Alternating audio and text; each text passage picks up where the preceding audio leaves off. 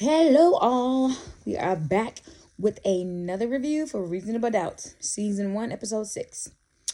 All right, so we're going to start with where we left off at last week. Remember, I told y'all that Jack was calling somebody. She was either calling Damon or her husband, Lewis. It didn't show which one because she had got a mixed call from both of them. So it ended up being Damon we see because we see her in her lingerie drinking some wine. And guess who walking in and said, "What you want to talk about?" That motherfucking Damon, looking sexy as he knows how to look, baby. And baby, when I tell you, Jax ain't say nothing, baby. She said nothing at all. She just, when he said, "What you want to talk about?" He pulled her in, or she put him in. They started kissing. Y'all, that's first scene, baby. It was hot and steamy. Baby, he put her on that counter and they was just going at it, y'all. She said, when she whispered, "I want you inside me," I said, "Now, wait a minute." Wait a minute. Baby, so they got it in right down the counter. And the next scene we seen is, baby, Jax on cloud nine. Y'all know how it be when you get your back blown in, baby. She on the way to work singing, "Living my life like it's golden, living my life like it's golden." I said, he don't put that thing on her, baby. She is feeling light in the toes. Okay, Jax, I already know. I already know, baby. I said, ooh, I know his wife in real life is probably someone looking like, mm-hmm. That's why he mine now. Mm-hmm. And y'all, I usually don't even go for no light skinned men because they not my cup of tea. No shade to all light skinned men. They just not my cup of tea.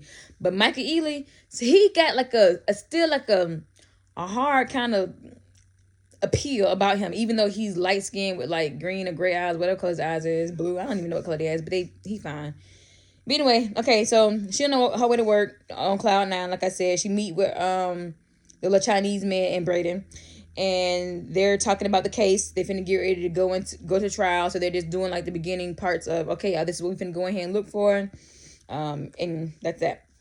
All right, so in the trial though, Jax and the opposing side both had some very good points. She was just saying, like, yes, he's an adulterer. That's already out. I mean, because y'all know Braden is married. He's an adulterer, but he's not a killer. He committed something immorally, but that don't mean he's a criminal because he's not moral.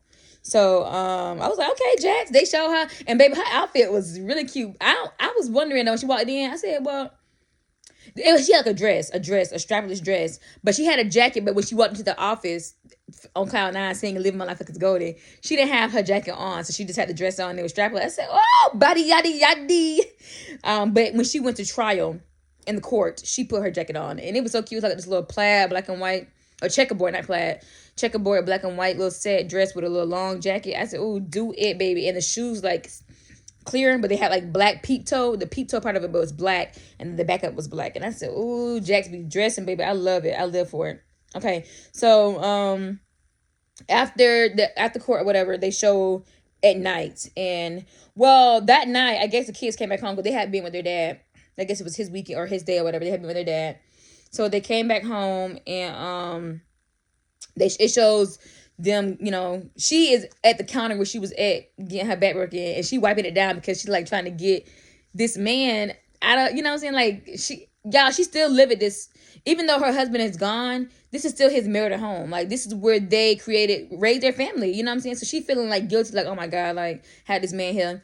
So when they walk in, when her husband and the children walk in, the kids are all like, "Hey mom, they ain't seen her in a while or whatever." They was like, "Can dad stay?" She was like, "No, just go take a bath and go get, get ready to do your homework." So her and the husband sitting there talking. She feeling guilty. You can see it all over her face. But he don't know, like he has no clue still what's going on. He ended up leaving. He didn't stay that night. Even though the kids wanted him to, neither one of them was on that page. So he went on and went home. Her friends come over. I guess they have like a girls' night or whatever over her house where they just having a good time drinking wine. After everybody left, one of her friends, the cool one, the one that's gay, she had stayed. And she was like, "What's going on with you?" Because she could tell something wrong with Jax or whatever. So Jax tells her about the mystery man. She did not tell him that it's the man from 16 years ago that she didn't get off, or, she didn't tell him that. She just said it's a man. The lady was like, "I know it's somebody because, baby, you is whatever." And Jax going to ask her how do you get rid of a home remedy for yeast infections. So that's how the friend knew there was somebody. She was like, "Oh, who is it?" Because, babe, you ain't getting no yeast infection from this man. your husband. Yeast infections come from somebody new. So who is it? So she ended up telling him, yeah, I met somebody. It's just, it's just fun. Like, I ain't had this much fun in a long time. I don't have to worry about nothing. It's just light fun. And baby, he blew my back out. And as long as he dropping off D like that, he can give me as many yeast infections as he wants. I say, yes, I know that's right, baby. So she told a gay friend or whatever about, that she's seeing somebody else. But only that one friend knows. And she just was telling her how, like, she feels guilty. She don't want the man in her house. Like, she don't like him over there or whatever. But she just want to have fun with him. You know what I'm saying? He make her live again. Not have to worry about pretty much nothing. Y'all know how it is when you meet somebody, but she is still married. You know what I'm saying? So she's kind of conflicted. So I feel I'm just telling her to have fun, but kind of be careful. Okay. So, all right. So, when she goes to bed that night, they show Damon, texting her. And it was like, when he can come back over. And she's like, she's about to get ready to tell him she don't feel comfortable with him in the house. But she changed it. It was just like, we can meet up maybe like at a hotel or something. But her kids were there that night. So she was like, not tonight. So y'all, Damon is falling, baby. He falling for her. And she falling for him too. But like I said, she wants to keep it light. All right. So, okay. So the next scene, Braden's wife, the man that's on trial for the murder, his wife met up with the deceased lady, the one that they're saying Braden killed. She met up with her husband. Okay, so now we have the man that's on trial wife, and then the lady that died, her husband. They're meeting up, and she is trying to talk to the husband about like not going forward and telling her, because I guess she had sent some messages to the lady that died for email, and he found them. The husband found them, so she's trying to convince him like, do not go and tell nothing because I got your number or whatever. Like, don't tell, because there's more where that came from. And so that's that. Then they show Jax going to the hotel to meet up with Damon. And y'all, Damon has set up a little cute setup for her. Like, he ran the bath water and put roses in there. Then he made like a little heart on the bed with roses. So she walked in, she was like, oh my God. He was like, yeah, I came early so I can set this up for you. He was like, I can't afford to like spoil you, like with riches, because he just got out of prison. He doesn't have, money to be able to do that. But he was like, but I can take care of you in other ways. So he was finna get ready to leave and was like, this is for you tonight. Like, you don't have to worry about, basically, there ain't none of this for me. I did all this for you. And so she was like, are you sure? So great. And he was like, I just want to be able to spoil you and take care of you. So girl, she said, okay. She walked into the bathtub, baby, finna get ready to get undressed. And he see her and he was like, never mind, baby. I know they got it in. They didn't show anything after that. They just showed him looking at her. But I'm pretty sure he stayed and broke her back in again. So that was cute. Okay, so the next day, they showed Damon calling her, and she getting ready to go to her reunion. Okay, y'all, Jack's husband was not really in this episode really at all, except for when he came to them cheering off in the beginning. She is slowly falling for Damon, but again, she had already mentioned to her friends she wants to keep it light. She wants to keep it funny, easy, and I understand that because she has so much. Like, she has a case, she has her children, she has a husband. Her life is already so hectic, so she just wants to keep this part of her life with this man like light and fun, because it's her only outlet. And so he calls her as she's getting ready for her high school reunion. He's like, what you doing? I miss you. And she was like, boy, it's just been 2 days. He was like, it don't matter. Like, you got my nose wide open. So she's getting ready. And he was like, is your husband going? Like, is Lou going? And she was like, you ain't either. I don't know why Jax had to even say that. She had to even say that. She could have just said, no, Lou is not coming to my reunion. It's going to be me and my girls. But she said, no, Lewis ain't coming. And so you aren't either. And he was like, he got offended, like, so I'm not good enough to meet your friends? Because he already feel kind of insecure, y'all. Here she is being this big time attorney. She got this big old house, and he just get out of prison. He on parole. He is trying to, be on the straight and narrow. So of course his little job probably don't pay much of nothing. So he know that he's kind of like, I don't want to be beneath her, but he's not on her level. She's had 16 years to level up. So of course he's not. So she was like, I didn't mean it like that. But really that's kind of, you know what I'm saying? But I feel like she really didn't mean it like that. It's because, like, you're not going to meet my friends. Like, we just started, and we ain't doing nothing. And plus, she's married, y'all. So, of course, like, he can't be coming around just yet. So, anyway, he was hung up the phone. He was like, don't worry about it. He hung up the phone. He mad. During the reunion, she's texting him because she know that, like, she kind of offended him. And she's, like, saying, like, I'm sorry. The whole reunion, girl, she up there texting the man, texting Damon. During the reunion, also, her friend, the one that's getting cheated on by the professional, I think he's in the NFL. She comes in there with her NFL husband who's cheating on her. And they show how she, like, she's showing that coming in there with her husband or whatever. And you could tell that the friend and the husband, that NFL husband, are not on good terms, because at the end, when it's time to go home, they had like a little spar in the parking lot where they ended up arguing about, you only want me to come to show out. Like, he telling her that. So they're not on good terms. Her husband her friend, Jack's friend, and the NFL husband, they're not on good terms. He was cheating on her or something like that. And they talked about that earlier in some of the earlier episodes. Okay, so now they show Brayden meeting up with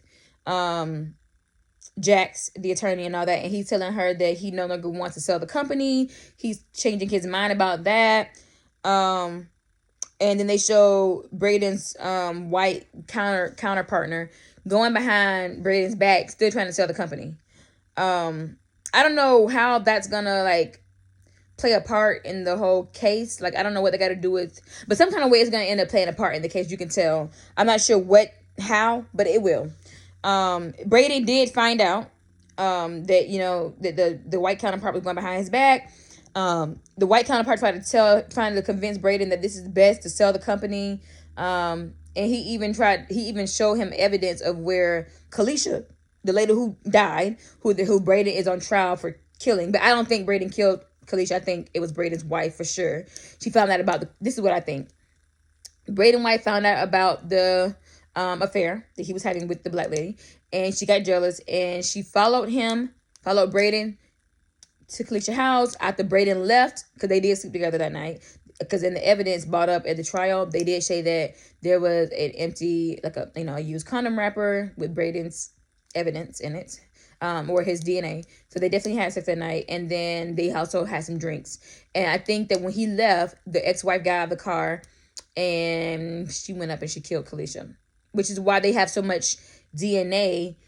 Because Brayden was there that night. But he did not kill her. I think that ex-wife did. So anyway, the white counterpart showed Brayden. Because Brayden is still in love with this lady, even though she's dead. Like, he loves her and he doesn't want to, he's still protecting her, even though she is dead. So the white counterpart is trying to make him be mad at, at Kalisha or whatever, even though she's dead. And he showed her records of where Kalisha was stealing money from the company. And y'all, it made Brayden so upset, y'all. The white counterpart even said something about, like, all you did was took a blowjob and some cocoa butter, made you, like, kind of, like, lose your mind. Yeah, Brayden was so mad. And I ain't blame him, because that was very offensive to say. Like, that lady is dead. Have some respect. Even though that was true. That's all it took. Whatever. All right. So, let's see. They go back to trial again. Y'all,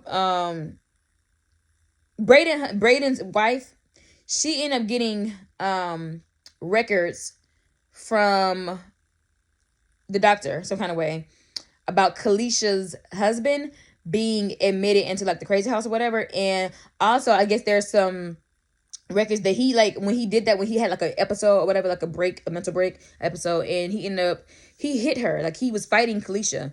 But anyway, he ended up getting admitted into, like, a 72-hour hold or whatever. So they brought that up into trial, trying to say, like, it could have been him that, killed Kalisha or whatever.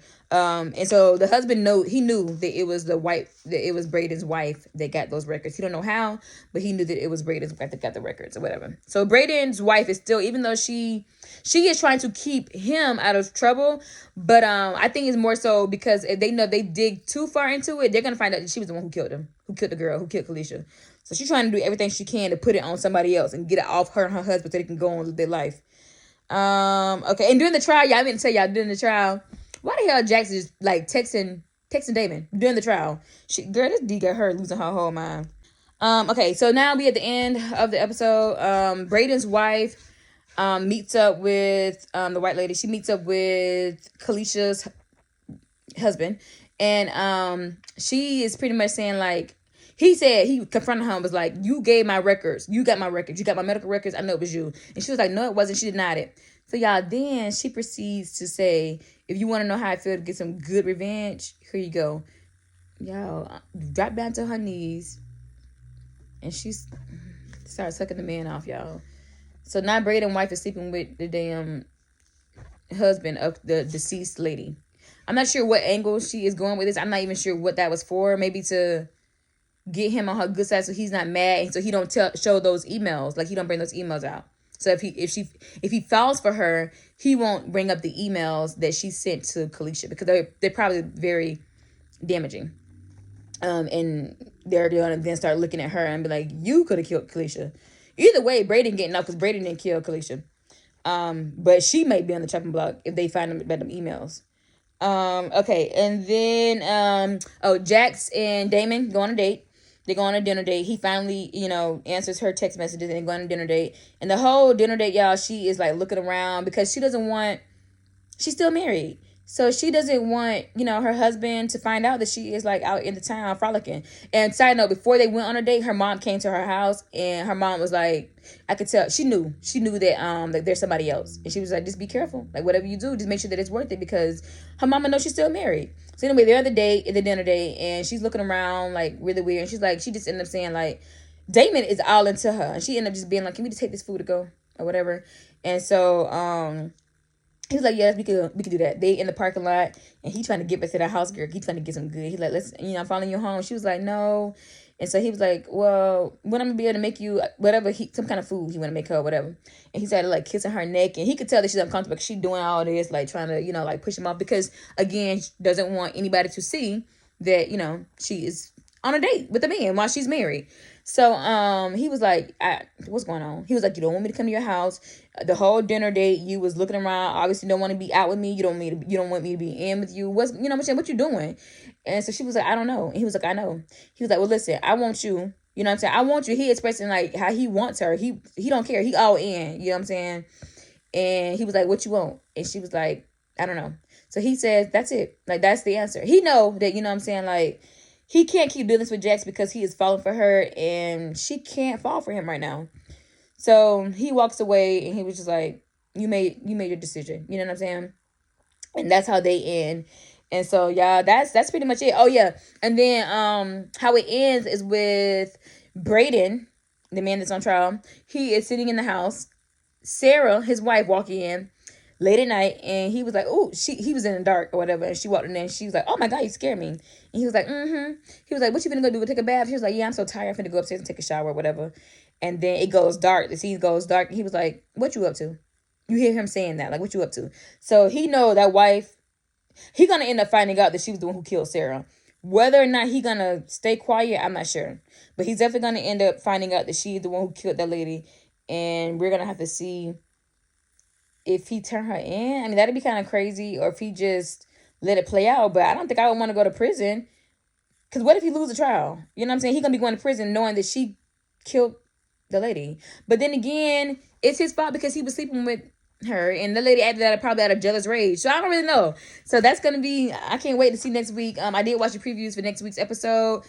I didn't really see too much about the trial, so I don't know what's gonna happen with that. But I do feel like he's going to end up, like I said, finding out that Sarah killed the lady, and Brayden. And then they did show, Damon found out. I'm sorry, not Damon.